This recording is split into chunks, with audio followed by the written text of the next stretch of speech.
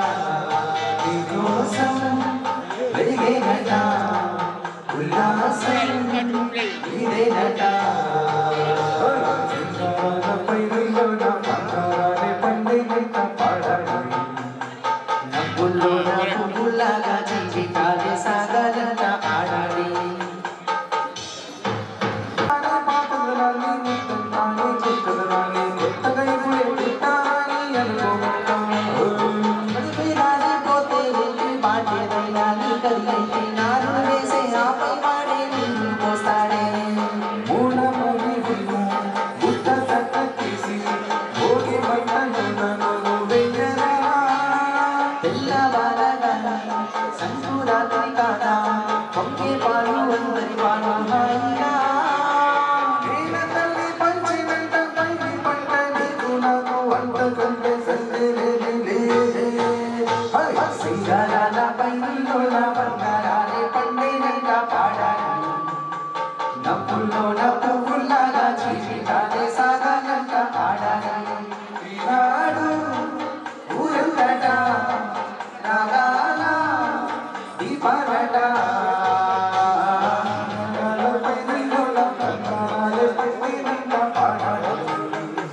నవ్వుల్లోన పువ్వుల్లాగా జీవితాలే సాగాలంట ఆడాలి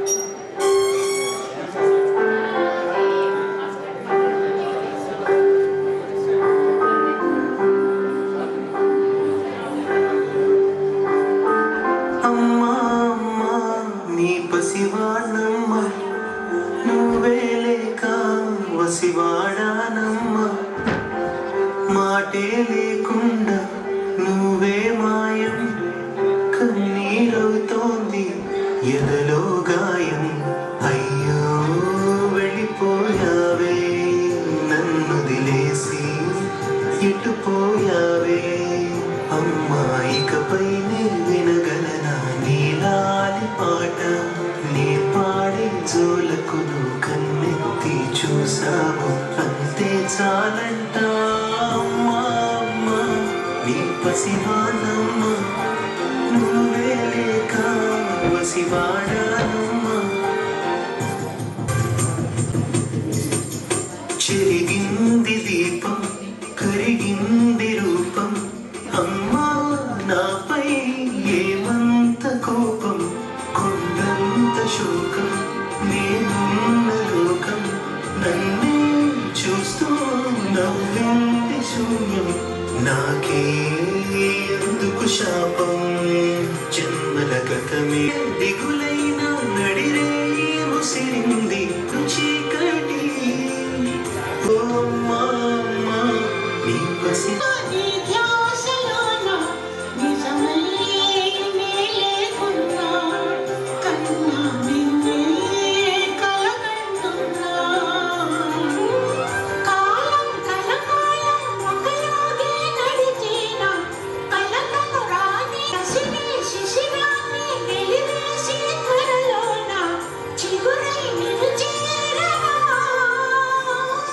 అమ్మా అమ్మా నీ పసివాణమ్మ నువ్వే లేక అమ్మలాంటి కుటుంబంలో సాధకమలు అన్నిటి కావు. ఈ వేదిక పక్షాన సాదర ఆహ్వానాన్ని పలుకుతున్నాం. సాయిబాబు అంటే మొదటిగా మీరు గుర్తుపట్టేది సోషల్ సర్వీస్ ద్వారానే. సో ఎలాంటి కార్యక్రమాలు చేస్తున్నారు నిజామాబాద్ జిల్లా వ్యాప్తంగా, సమాజానికి ఏ విధంగా మనం చేసేటువంటి కార్యక్రమాలు సమాజానికి ఉపయోగపడుతుంది అనేది ఒక ఏవీ ప్రెజెంటేషన్ ద్వారా మీ అందరికీ చూపించేటువంటి ప్రయత్నాలను. మరి కోవెలలో పుష్పాలు ఎలా ఉంటాయి? ఇది ఒక బృందావనం. ఈ బృందావనంలో మనమంతా బృందారకులుగా ఉన్నప్పుడే అది కోవెలగా ఉంటుంది. కనుక పుష్పాలుగా మీరు ఉండి గంభీరమైనటువంటి మనసుతో ఈ కార్యక్రమాన్ని ఆశాంతం ఆస్వాదించి చిరంజీవి మిత్రుడు సాయిబాబాకు మీరందరూ ఆశీర్వాదాలు ప్రకటించాలని నేను ఆశిస్తూ ఈనాటి సభా కార్యక్రమానికి మిత్రుడు హరిదారచితల సంఘానికి అధ్యక్షులు మా బాధ్యుడు శ్రీ గణపురం దేవేందర్ గారు సభాధ్యక్షత వహించాల్సిందిగా వారిని సాధారణంగా మేము ఆహ్వానిస్తున్నాము. అనే పుస్తకాన్ని ఆవిష్కరించబోతున్నటువంటి మాన్యులు వారికి కూడా మేము సాదరపూర్వకంగా ప్రేమపూర్వకంగా వారిని ఆహ్వానిస్తున్నాము. మరియు మనం కరతల ధ్వనులతో వారిని అభినందిస్తూ వారి అయినా సంస్కారంలో ఒదిగిన ఆ మిత్రుడు ఇంకా సేవానిరతి గంగలో తడిస్తూ ఎందరో అభినందిస్తున్నాము. మరియు మిత్రుడు మరి గౌరవ అతిథులు, ముఖ్య అతిథులు, విశిష్ట అతిథులు వేదికపై ఉన్నటువంటి అందరూ వచ్చి జ్యోతి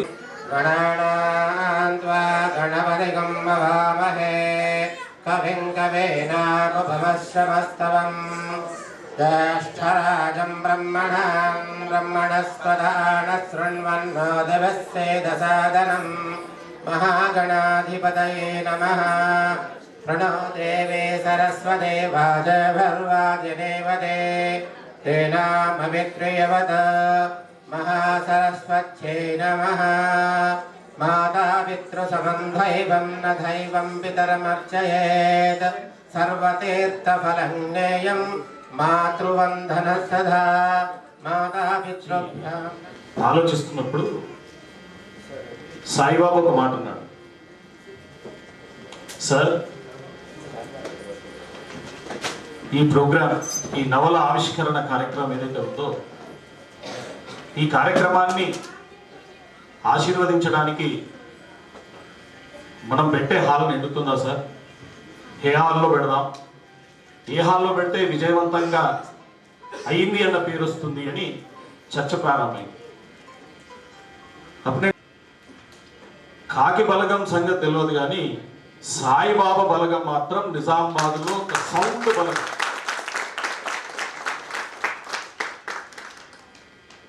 సాయిబాబా దేవుడిని అందరూ పూజిస్తారు. మా సాయిబాబా ఎవరికైనా సేవ అందించడానికి వస్తాడు. అది ఎటువంటి సమయం లేదు. నీ కార్యక్రమానికి రాకపోవడం ఏందయ్యా? ఎక్కడ పెట్టినా సక్సెస్ అవుతుంది, ఎక్కడన్నా పెట్టమని చెప్పి. అతిథుల గురించి డిస్కషన్ వచ్చినప్పుడు ఇది సాహిత్య సభ కదా,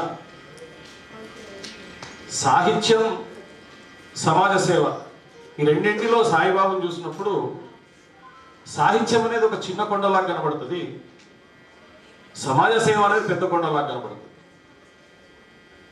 ఎట్లా సార్ అంటే, అసలు సాహిత్యం అంటేనే సహితం ఇది సాహిత్యం. ఏది హితాన్ని చెబుతుందో అదే సాహిత్యం. కాబట్టి సాహిత్యం చెప్పేది మానవత్వమే. చాలా మంది సాహిత్యంలో మానవత్వాన్ని చెబుతారు కానీ ఎవ్వరూ చేయరయ్యా, నువ్వు మాత్రం చేసి పెడుతున్నావు. కాబట్టి ఇది సాహిత్య సభ, మానవత్వ సభ, ఒక అద్భుతమైన సభ అని చెప్తున్నా. మరి ఈ కార్యక్రమానికి అతిథులుగా డిస్కస్ చేసినప్పుడు మన నిజామాబాద్ ముద్దుబిడ్డ, అసలు ఎటువంటి సౌకర్యాలు, ఉన్నత చదువులు చదవడానికి ఎటువంటి సౌకర్యాలు లేని రోజుల్లోనే ఐఏఎస్ శిఖరాన్ని అధిరోహించి అప్పుడు ఆంధ్రప్రదేశ్ ప్రభుత్వంలోను ఇప్పుడు తెలంగాణ ప్రభుత్వంలోను సేవలు చేసి తనదైన ముద్ర వేసుకున్న అధికారి చిరంజీవులు సార్. అంటే ప్రభుత్వ సేవల్లో ఒక చిరంజీవిగా నిలుచుకున్నారు ఆయన. వారు రిటైర్డ్ కానీ వారు చూపిన మార్గం మాత్రం ఎప్పుడు రీటైర్డ్, ఎప్పుడు కూడా అది పునరుత్తేజం చేస్తూ ఉంటుంది. అలాగే మా గోపాల శర్మ సార్, గోపాల శర్మ సార్ పేరు పెట్టే చాలు హృదయం అంతా పులకరించిపోతుంది. భాస్కర్ అన్న మేమంతా తెలంగాణ ఉద్యమంలో పనిచేస్తున్నప్పుడు మాకు నిజంగా గట్టి ధైర్యం ఎవరు అని అంటే, ఆ ఉద్యమంలో కొట్లాడేటప్పుడు పోలీస్ కేసులు పెట్టినా ఏ ప్రాబ్లం వచ్చినా గట్టి ధైర్యం ఎవరంటే అందరం గోపాల శర్మ సార్ దిక్కు చూస్తుంటాం. ఉద్యమం అయిపోయిన తర్వాత, రాష్ట్రం వచ్చిన తర్వాత సార్ని హైదరాబాద్లో కలిసినప్పుడు సార్కు చాలా గొప్ప మాట అన్నాడు. లాల్ బహదూర్ స్టేడియంలో కలిసినాం సార్. మనం లాల్ బహదూర్ స్టేడియంలో కలిసినప్పుడు చాలా గొప్ప మాట అన్నాడు. దేవేందర్, మనకు తెలంగాణ రాష్ట్రం వచ్చింది, మనం తెలంగాణ రాష్ట్రం కోసం కొట్లాడినాం, తెలంగాణ రాష్ట్రం తెచ్చుకున్నాం.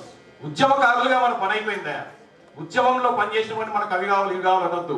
మన రాష్ట్రం కోసం మనం ఏం చేస్తున్నామో స్వచ్ఛందంగా చేయాలన్నాడు సార్. అట్లనే నిలబడ్డాడు. ఇప్పటిదాకా ఈ దశాబ్ద కాలం అట్లనే నిలబడ్డాడు సార్. సారు ఉద్యమకారులకు, ప్రగతిదారులు వేసి అందరికీ కూడా గొప్ప ఆదర్శం. వారు ఈ సభకు విశిష్టతగా రావడం చాలా గౌరవంగా భావిస్తున్నాం. సాహిత్యంలోని లోతులను అందరికీ కూడా హరిత రచయితల సంఘం పక్షాన శిరసాభివందనం. ఎందుకంటే ఇక్కడ కార్యక్రమం జరుగుతుందంటే సహృదయమైన మీరంతా ముందున్నారు కాబట్టి అది సాధ్యమైంది, లేకపోతే సాధ్యమయ్యేది కాదు. ఇక్కడ మనం 3 ఈవీస్ చూసినాం. ఈ 3 ఈవీస్ ఇవి ఎవరికి చూపెట్టాలంటే, అందరికి చూపెట్టాలా, కానీ ప్రత్యేకించి ఎవరికి చూపెట్టాలంటే కరడు కట్టిన వాళ్ళు ఉంటారు చూడండి, వాళ్ళని గట్టిగా కూర్చోబెట్టి చూపెడితే మానవత్వం వల్ల హృదయాల్లోంచి దాక్కున్నదంతా కూడా పైకి వచ్చేస్తుంది ఒక లావాలాగా. అంటే లోతు నుంచి వస్తున్నటువంటి మాట. నిజంగా నేను చాలా సభలను మన హరిదా నుంచి నిర్వహించినాం గత 13-14 ఏళ్ళుగా. కానీ ఒక మాట్లాడుతున్నప్పుడు హృదయంలోంచి కన్నీళ్లు తన్నుకుంటూ వస్తున్నాయి. వాటిని అక్కడ ఆపేస్తున్నాను. It's not so easy. చాలా చాలా తృప్తిగా ఉంది. ఆ కన్నీళ్ళు బాధతో వచ్చినాయా ఆనంద బాష్పాలు అనేది అర్థమవుతలేదు. So wonderful thing. నేను కలిసి నడిచిన వాళ్ళలో సాయిబాబు స్పెషల్.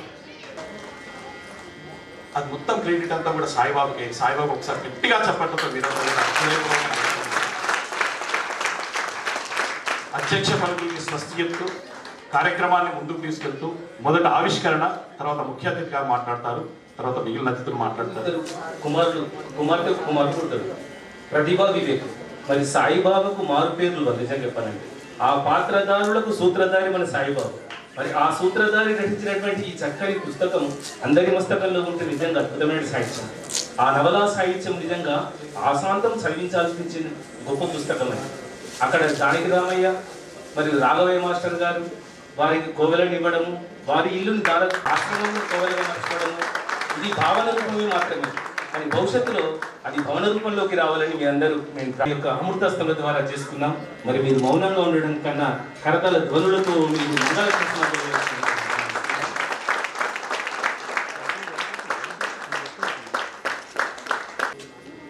మనశ్శాంతి కోవెల కట్టడానికి భూమిని స్వీకరించబోతున్నాడు.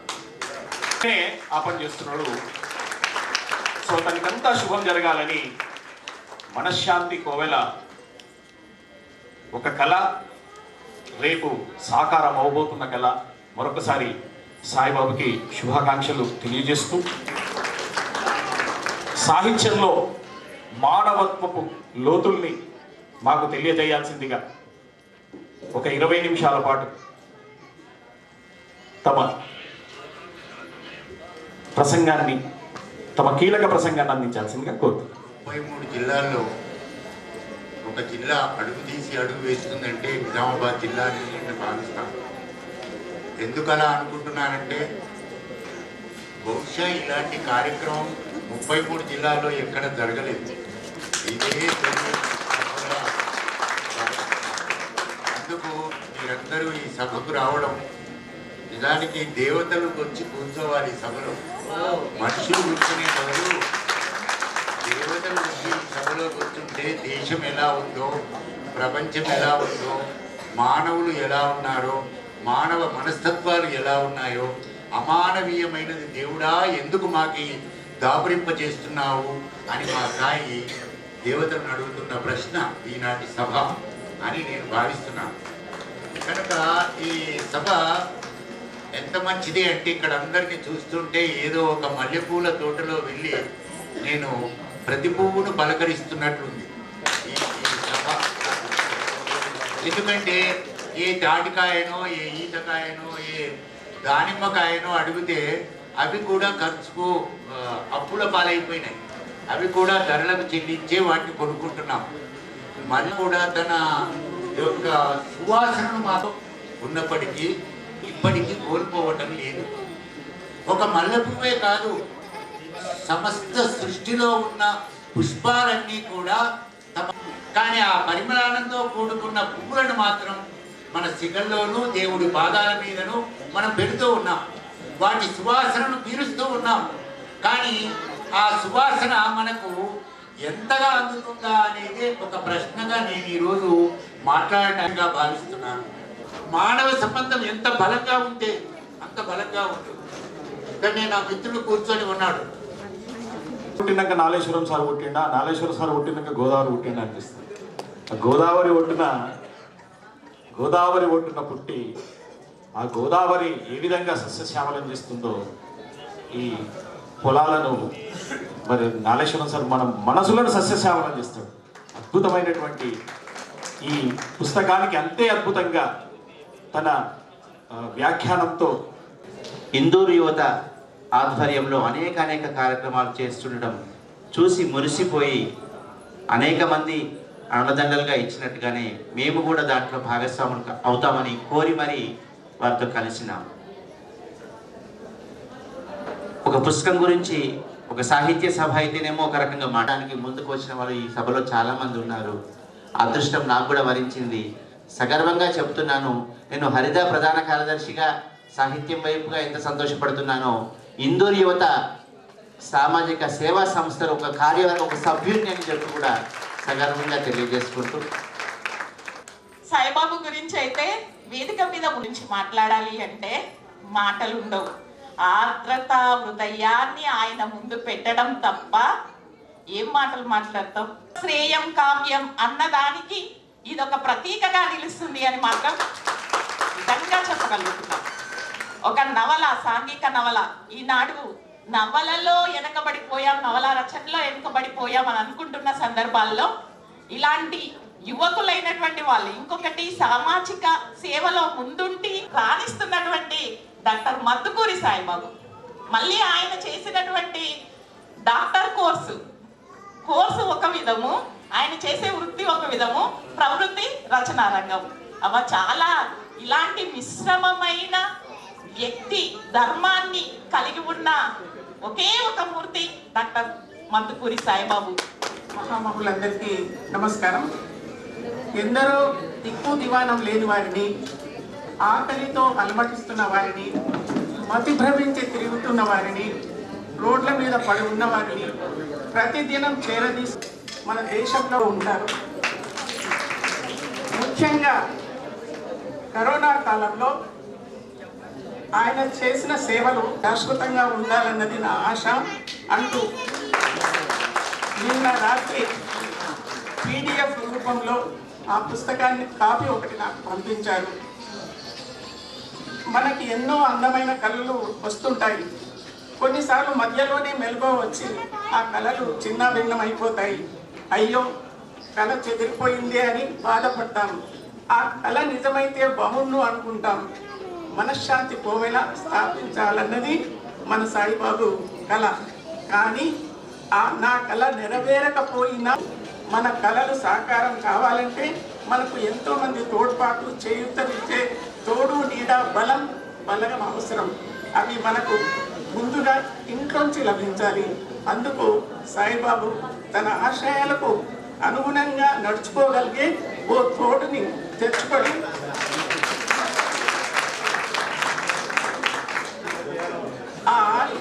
ఆ ఆశయాలను సాకారం చేసే దిశలో పిల్లల్ని కని పెంచి వారి సహకారంతో తదనంతరం కూడా తాను తలపెట్టిన తన మనశ్శాంతి కోవెల మనగలిగేలా చూసుకోవాలి. అప్పుడు అతడి బలం రెండింతలవుతుంది. ఎవరు కేక విని రాకపోయినా సరే ఒక్కడవే పదవో అనుకుంటూ రవీంద్రుడి గీతంలా ముందుకు సాగాలి. మా గోపాల్ శర్మ సార్ని మాట్లాడాల్సిందిగా కోరుతున్నాను. మిత్రులు గణపురం దేవేందర్ గారు, ఈనాటి మనశ్శాంతి కోవెల ఈ సాంఘిక నవల ఆవిష్కరించడానికి వచ్చేసినటువంటి పెద్దలు, గౌరవనీయులు రిటైర్డ్ IAS ఆఫీసర్ గౌరవనీయులు చిరంజీవులు గారు, నాలేశ్వరం శంకర్ గారు, అమృతలత గారు, గాయని గంగారాం గారు, ఇంకా చాలామంది మిత్రులు ముందర ఆశీనులై ఉన్నారు. అయితే సాయిబాబు మొట్టమొదటిసారి పరిచయం చేసింది నాకు గాయని గంగారాం. ఎప్పుడంటే ఒక 10 years కింద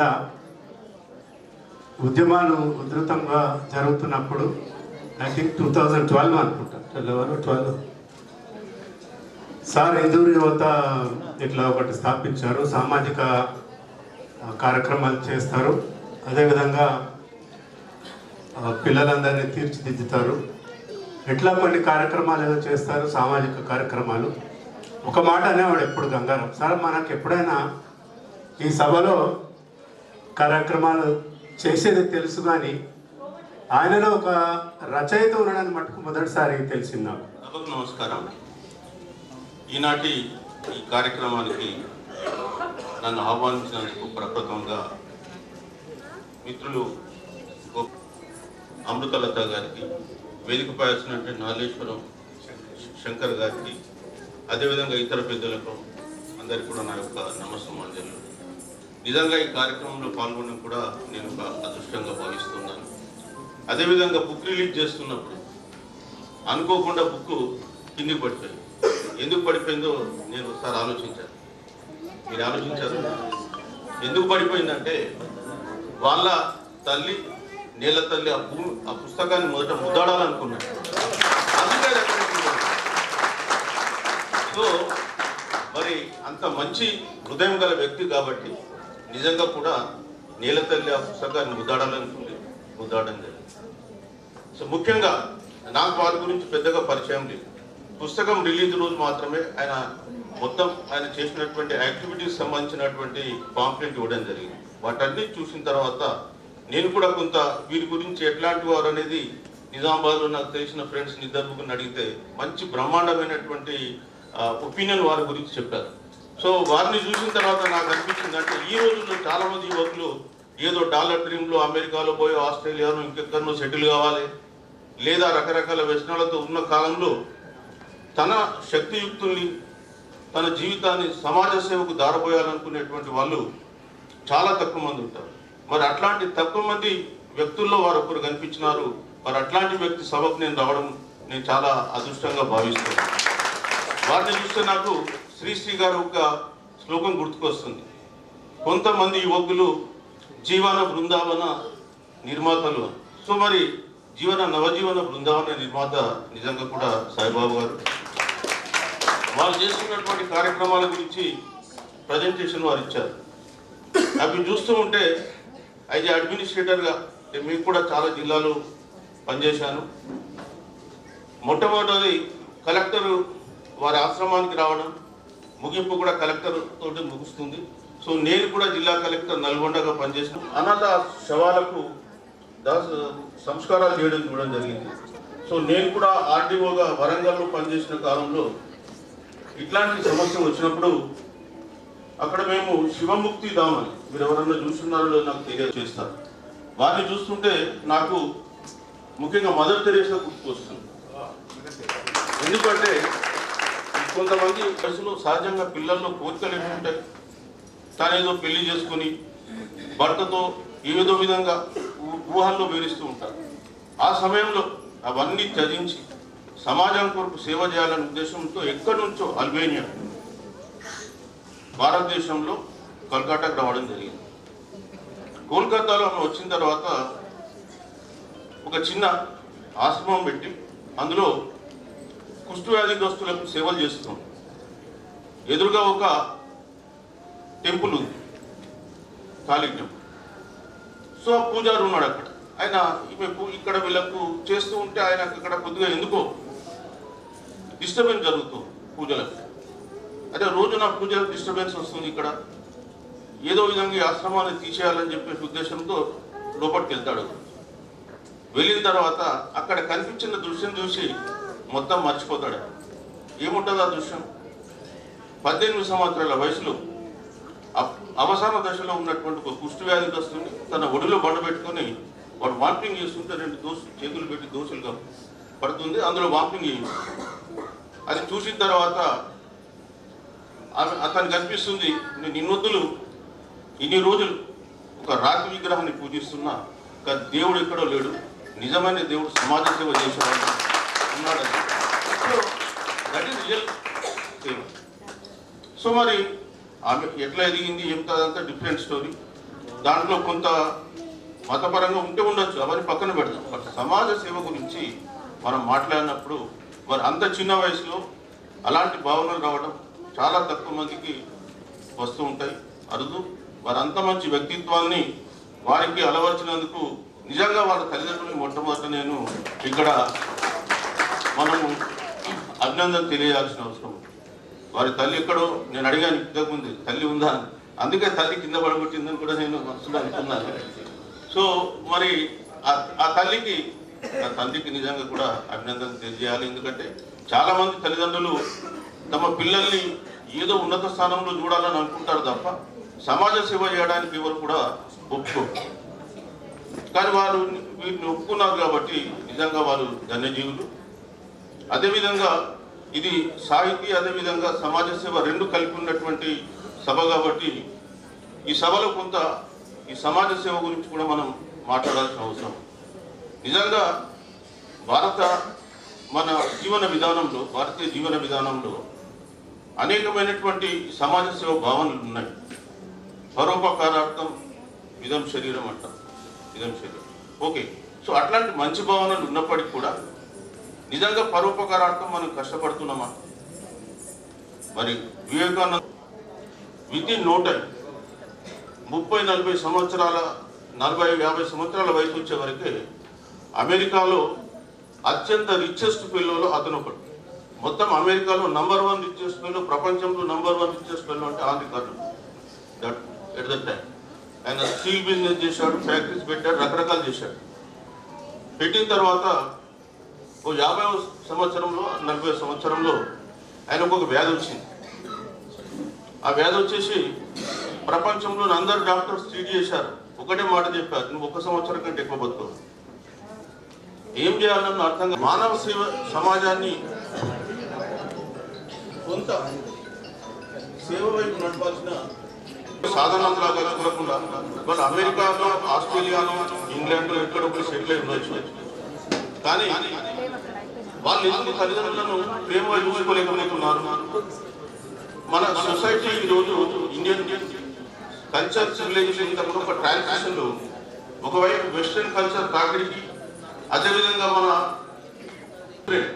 ఇక్కడ తల్లిదండ్రులు పిల్లల కొరకు అన్ని త్యాగాలు చేసి పెంచి పెద్ద చేసి వాళ్ళ అభివృద్ధి కొరకు పాటుపడతారు. బట్ పాశ్చాత్య సంస్కృతి అట్లా కాదు. వెస్ట్రన్ సివిలైజేషన్ 19 సంవత్సరాలు వచ్చిందంటే ఆడైనా మొగైనా ఇంట్లో నుంచి వెళ్ళిపోవాలి, వాళ్ళ జీవితం వాళ్ళు స్టార్ట్ చేయాలి. అందుకనే అక్కడ boy friend, girl friend concept వచ్చినాయి. 19 సంవత్సరాల తర్వాత ఏ ఒక్కరు కూడా ఆడైనా మొగైనా ఇంట్లో ఉండడు, వాళ్ళ బతుకు వాళ్ళు బతారు. అది వాళ్ళ సంస్కృతి. అందుకనే పిల్లలు ఎక్కడెక్కడో పోతారు. ఆడలుంటే బాయ్ ఫ్రెండ్, మొగలు ఉంటే గర్ల్ ఫ్రెండ్, వాళ్ళు కలిసి ఉంటారు, సహజీవనం చేస్తారు, తెలియకుండానే పిల్లలు పుడతారు. మనకు తెలిసి ఇప్పుడు యాపిల్ కంపెనీ వ్యవస్థాపకుడు ఉన్నాడు, ఆయన ఎవరు పుట్టిండో తల్లి ఆయనకి తెలియదు, తండ్రి. That's the culture of the civilisation. So తల్లిదండ్రుల మీద వాళ్ళకు అఫెక్షన్ ఉండదు, పిల్లలకు కూడా తల్లిదండ్రుల మీద అఫెక్షన్ ఉండదు. But our culture is different. So ఇవాళ పిల్లల్ని మనము ఎంతసేపు డాలర్లు సంపాదించను లేదా బాగా సెటిల్ కావాలని చెప్పేసి మనం అక్కడ పంపిస్తుంటే వాళ్ళకు కూడా ప్రేమానురాగాలు మనం నేర్పకపోతే ఖచ్చితంగా అది జరుగుతుంది. సో ఎంతోమంది చూసాం, మధ్యలో ముంబైలో ఒకసారి పేపర్లు చూసాం, బాంబేలో పిల్లలు ఎక్కడో అమెరికాలో ఉంటారు, తల్లి ఒక్కతే ఉంటుంది. ఇక్కడ ఒక 4-5 months తర్వాత తల్లి మాట్లాడలేదని అప్పుడు వచ్చారు. వచ్చేసి డోర్ బగల కొట్టేసి చూస్తే కుర్చీలో కూర్చుంది, మొత్తం స్కెల్టన్ ఉంది తల్లి. That is the fact. So అలాంటి సమాజం ఇప్పుడు అక్కడక్కడ కనిపిస్తుంది. బట్ అట్లని చెప్పి సమాజం అంతా కూడా అట్లా లేదు. మానవ విలువలతో ఉన్నటువంటి సంబంధాలు కూడా చేస్తున్నారు. మరి వారు ఇట్లాంటి సేవలు ఇంకా అనేకం చేస్తూ రాబోయే కాలంలో ఒక మంచి సంస్థగా ఈ సంస్థ ఎదిగి మంచి పేరు ప్రఖ్యాతులు సంపాదించి ఎందరో యువతులకు వారు మార్గదర్శకులు కావాలని చెప్పి కోరుకుంటూ నాకు అవకాశం ఇచ్చిన మీ అందరికీ ధన్యవాదాలు. పేరు పేరున వరుసగా పాదాభివందనాలు. అలాగే నా మీద అభిమానంతో నేను చేసిన వాళ్ళకి మంత్రముగ్ధులై మా హిందూ యువత స్వచ్ఛంద సేవా సంస్థ కార్యవర్గ సభ్యులు, అలాగే నిత్యం కూడా చేస్తున్నటువంటి సేవా కార్యక్రమాలని ఫాలో అవుతున్నటువంటి మీరందరూ, నిజామాబాద్ జిల్లా వ్యాప్తంగా ఉన్నటువంటి కవులు రచయితలందరికీ కూడా ఈ వేదిక పక్షాన కృతజ్ఞతలు తెలియజేస్తూ, మొదటి పుస్తకం మెతుకులేని అనాథ బతుకులు సేవా కార్యక్రమాలు యథార్థ సంఘటనల ఆధారంగా మొదటి పుస్తకాన్ని రాయడం జరిగింది. ఈ రెండో పుస్తకం ఏదైతే కనుక ఇప్పుడుందో మనశ్శాంతి కోవెల సాంఘిక నవల అనేది ప్రతి మనిషికి ఒక ఆశయం అనేది ఉంటుంది. తల్లిదండ్రులు ఏం ఆలోచిస్తారు అంటే మమ్మల్ని మించి మా పిల్లలు ఉండాలి, ఎదగాలి, ఎదిగినా ఒదిగి ఉండాలి అనేసి ఆలోచిస్తూ ఉంటారు. ఇక్కడ ఉన్నటువంటి చాలా మంది తల్లిదండ్రులు కూడా మా పిల్లలు ఒక ఐఏఎస్, ఒక ఐపీఎస్, ఎన్నో కొటేషన్స్, ఎంతో మంది ఫ్రీడమ్ ఫైటర్స్ ని మనం చూస్తూ ఉంటాం. మరి అన్ని కొటేషన్స్ చదివి అంతమంది ఫ్రీడమ్ ఫైటర్స్ ని మనం చూసి అక్కడి నుంచి ఎదిగినటువంటి మనం ఎంతమంది అలాంటి ఫ్రీడమ్ ఫైటర్స్ గా తయారయ్యాం ఒక్క నిమిషం మీరు ఆలోచించండి. స్వామి వివేకానంద, మదర్ తెరీసా, ఝాన్సీ లక్ష్మీబాయి, చాచా నెహ్రూ, ఇలా ఎంతో మంది ఉన్నారు. కేవలం వాళ్ళ జయంతులు వర్ధంతులకి ఉచ్చ విగ్రహాలకి దండలు వేసి సెల్యూట్స్ కొడుతున్నామే తప్ప వాళ్ళు చూపినటువంటి ఆశాల వైపుగా నడుస్తున్నటువంటి వాళ్ళు ఎంతమంది ఉన్నాం అనేది ఒక నిమిషం మీరు ఆలోచించాలి. అలాంటి ఆశయాలకి అనుగుణంగానే ఈరోజు నిజామాబాద్ జిల్లాలో 13 సంవత్సరాల సుదీర్ఘ కాలంగా అనేకమైనటువంటి సామాజిక సేవ కార్యక్రమాల్ని ఏర్పాటు చేసుకుంటూ ముందుకు వెళ్తున్నాం. ఆనాడు నేను ఒక్కడిని అయ్యాను, ఈరోజు 254 మంది నాతో పాటు అడుగులు వేస్తున్నారు. ఇక్కడ వచ్చినటువంటి వాళ్ళందరూ కూడా దయాహృదయం కలిగినటువంటి వాళ్ళే, సమాజ సేవ అంటే ప్రీతి కలిగినటువంటి వాళ్ళే, సమాజ సేవ అంటే అభిమానం ఉన్న వాళ్ళే. అందరూ చేస్తారు అని కాదు, చేసే వాళ్ళకి సహకరించినా చాలు, ఎంతో కొంత పుణ్యమైన లభిస్తుంది. ఆశయం ఏదైతే ఉంటుందో అది మనం చనిపోయినా కూడా ఆ ఆశయం కొనసాగుతూ ఉండాలి. అలాంటిదే ఈ మనకి కదిలిస్తూ ఉంటుంటే మీ ప్రతి హృదయం కూడా తడిసిపోతుంది అన్న గ్యారెంటీ మాత్రం నేను ఇవ్వగలుగుతాను. మనం ఏం నేర్పిస్తున్నాం పిల్లలకి, మనం ఏం నేర్చుకున్నాం, తిరిగి మళ్ళీ సమాజానికి మనం ఏం అందిస్తున్నాం అనేది ఒక ప్రశ్నగా మనం చూస్తే అది అంతా కూడా శూన్యమే. రూపాయి సంపాదన కోసమే సమాజం పరుగులు వేస్తుంది తప్ప సమాజం ఈ రోజు మనం కూడా అదే సంపాదనలో పరుగులు వేస్తుంటే మన పిల్లలకి ఆ ఎథిక్స్ నేర్పించకపోతే, ఆ విలువని మన పిల్లలకి చూపించకపోతే రేపు మనం కూడా అదే అనాథంగా రోడ్ల మీదకి వచ్చేటువంటి పరిస్థితి ఉంటుంది. అలాంటి మతిస్థిమితపై కోల్పోయి రోడ్ల మీద తిరిగేటువంటి పరిస్థితి ఉంటుంది. ఇలాంటి సాయిబాబులు, ఇలాంటి హిందూ యుద్ధ స్వచ్ఛంద సేవా సంస్థలు పని చేయకపోతే వాళ్ళ పరిస్థితి ఏంటి ఒక నిమిషం మీరు ఆలోచించండి. గత నెల క్రితం నేను మా ఆఫీస్ లో ఉన్న టైంలోనే కంటేశ్వర్ బైపాస్ మెయిన్ రోడ్ లో ఒక అనాథలు పడిపోయి ఉన్నారు. అక్కడ కన్స్ట్రక్షన్ అవుతుంది రైల్వే గేట్ దగ్గర. అక్కడ ఉన్నటువంటి పోలీస్ సిబ్బంది వాళ్ళు ఇమీడియట్లీ కూడా కాల్ చేశారు. ఎందుకంటే ఆల్మోస్ట్ అన్ని పిఎస్ఎస్ లో మా జిల్లా వ్యాప్తంగా మా కాంటాక్ట్ నెంబర్స్ ఉంటాయి. సో వాళ్ళు కాల్ చేసి, సార్ పలానా లొకేషన్ లో ఒక మెంటల్లీ ఛాలెంజ్డ్ అనుకుంటా, అతను కదలట్లేదు, అక్కడే పడిపోయి ఉన్నాడు అనేసి. మొత్తం యూరినల్ పోయారు, బాత్రూమ్ పోయారు, ఒంటి నిండా పిడుచుకలు కట్టుకపోయి అతను మాట్లాడేటువంటి పరిస్థితి కూడా లేదు. వెళ్ళడానికి దుబ్బా నుంచి అక్కడికి వెళ్ళడానికి నాకు 20 నిమిషాలు టైం పడుతుంది. నేను అక్కడికి వెళ్ళేసరికి 2 కుక్కలు కూడా ఆ దుర్గంధపు వాసనకి ఆ బాడీని పీక్కొని వెళ్ళిపోతుంది పంట పొలాల్లో. సమాజం ఎటువైపు వెళ్తుంది? ఆ బైపాస్ రోడ్ మీద ఎన్నో వెహికల్స్ వెళ్తూ ఉంటాయి, 4 వీలర్ వెహికల్స్ కానీ 2 వీలర్ వెహికల్స్ కానీ, ఎంతో మంది రాకపోకలు పోతూ ఉంటారు. సమాజం ఏమైతుంది? సమాజంలో మనుషులుగా మన మానవత్వం ఏమైపోతుంది? కరోనా మనకి ఏం నేర్పించి వెళ్ళింది ఒక నిమిషం మీరు ఆలోచించండి. అయిన వాళ్ళే హాస్పిటల్లో అడ్మిట్ అయినా కూడా మనం అక్కడికి వెళ్ళి ఒక టిఫిన్ బాక్స్ అందించలేకపోయాం, పరామర్శించలేకపోయాం. అయిన వాళ్ళే చనిపోతే కూడా గుండెలు రోజుల్లో ఏడ్చేటువంటి పరిస్థితి ఆ కరోనా టైంలో లేదు. ఆ టైంలో కూడా మేము 24/7 ఫీల్డ్ వర్క్ లోనే ఉన్నాం. ఇలాంటి కార్యక్రమాలు మన పిల్లలకి కూడా చూపించినప్పుడు, మన పిల్లల్ని కూడా దాంట్లో భాగస్వామ్యం చేసినప్పుడు మాత్రమే సమాజం ముందుకు వెళ్తుంది. సాయిబాబా లాంటి వాళ్ళు 100 మంది తయారవ్వాలి అనుకుంటే కాదు, మన పిల్లల్ని కూడా సాయిబాబాతో నడిపించాలి. నడిపించినప్పుడే సమాజం ముందుకు వెళ్తుంది అన్న విషయాన్ని కూడా క్లుప్తంగా ఈ మనశ్శాంతి కోవెల పుస్తకంలో ఉంటుంది. మీ పిల్లలతో చదివించండి, మీరు చదవండి, పక్క ఇంటికి కూడా అందించండి. అలా అందించినప్పుడు మాత్రమే ఈ ఆశయం అనేది ముందుకు వెళ్తుంది. ఈరోజు ఫిబ్రవరి 4 నేను కలలుగన్నటువంటి ఒక ఆశయానికి ఈరోజు ఒక అడుగు వేశాను, అది పుస్తక రూపంలో తీసుకొచ్చాను. నా ఆశయం రేపు పురుడు పోసుకుంటుంది.